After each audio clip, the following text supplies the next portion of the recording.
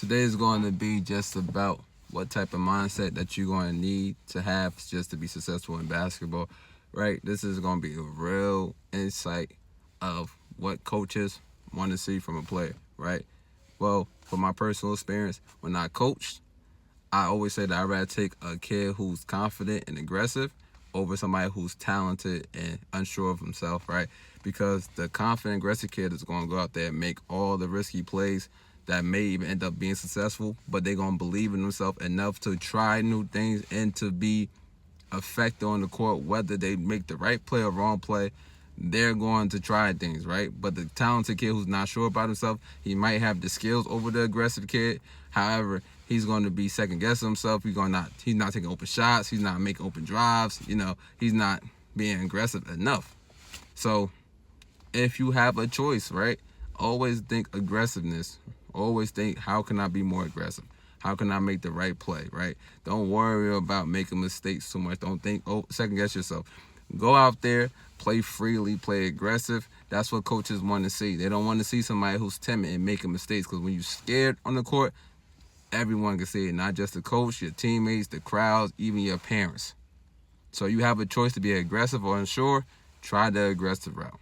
Number two, they want to see somebody who's able to communicate at a high level. And this is for high school. If you go to a top high school, top college, you're going to see there's going to be a lot of communication.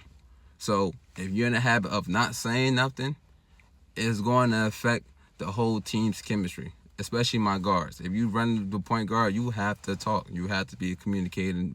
You got to be communicating on offense. You have to communicate on defense. Why? Because the team needs a leader and a vocal leader out of you. And communication helps fix small, detailed mistakes, right? If you didn't switch in time, if you communicate fast enough, you'll be able to get to that switch. If you didn't rotate fast enough, somebody tell you to rotate, you hear the coach, you hear the players on the bench, you hear the players on the court. You may be able to rotate late and still be able to contest a shot at the rim, right? Just all from communication. It don't have to be perfect, but it has to be consistent, right? 3, you better play some defense. No coach in America that I've seen allows players to play bad defense unless they average a lot of points.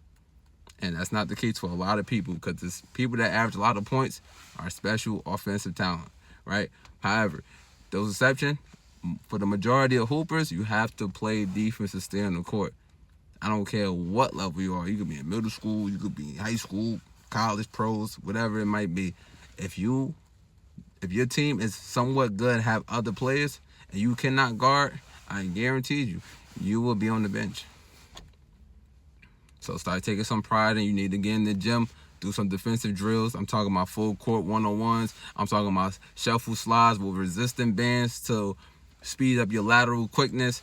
I'm talking about getting down and getting to the weight room, just making sure that you in defensive stands with weights, and just making sure that those hips, muscles, and your legs are getting stronger, so you can physically be able and you can be physically capable of guarding and staying in front of your opponent. Or your attitude is going to keep you in the door, right? Your attitude is going to keep you in the door. Why?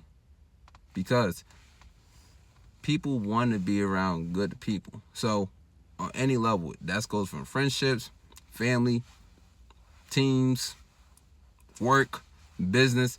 No matter where you live, you want to be around people who's likable, right? They're going to keep you around. Even when you make mistakes, it's going to be okay, right? Because they want you around because you just got a good attitude. You bring good energy, you bring good effort.